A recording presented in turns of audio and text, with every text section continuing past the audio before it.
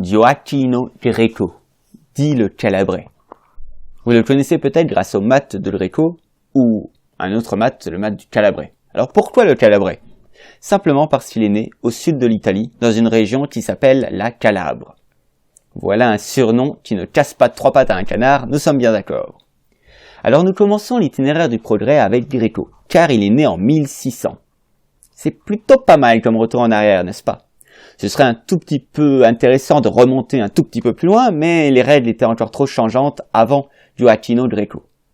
Donc, notre cher Gioacchino Greco, né en 1600 donc, ok?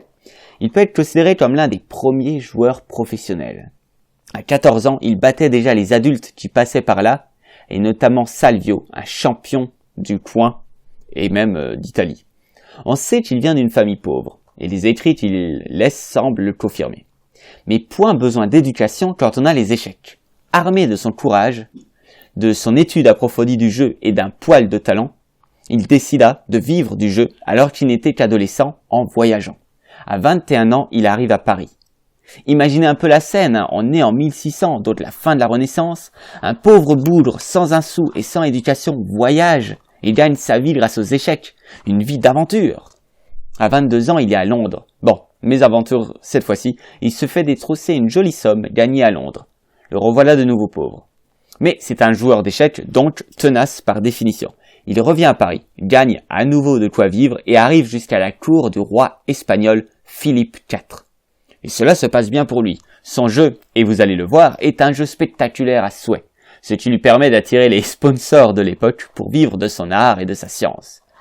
Bon, il mourut jeune, à 34 ans aux Antilles, même si à l'époque c'était pas si jeune que ça. Mais comment notre ami Greco arrivait à vivre des échecs?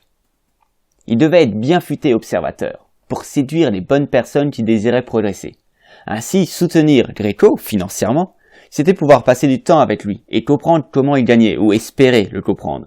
Il vendait des recueils de parties, des sortes de grimoires, c'était des parties qu'il n'avait pas forcément jouées. En tout cas, c'était un sorte, vraiment de recueil où c'est voilà les parties à analyser qui sont importantes. On n'a pas le nom des adversaires, on imagine que c'était plutôt lui. C'est pas au moment de jouer la partie qu'il notait, mais en réfléchissant, en faisant une sorte de guide. Et donc posséder un tel grimoire, c'était espérer percer les secrets des attaques foudroyantes du Calabrais.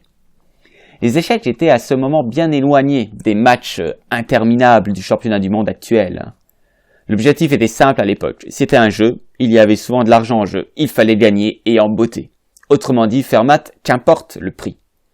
Malgré cela, vous allez voir que Greco ne faisait pas n'importe quoi. L'importance du centre, par exemple, et de mettre son roi à l'abri était bien compris. Et bien sûr, tactiquement, c'était un régal.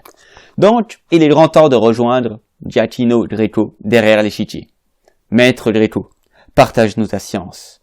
Toi, qui as dédié ton existence bien trop courte au plus noble des jeux, qui est aussi le plus noble des arts, des sports et des sciences.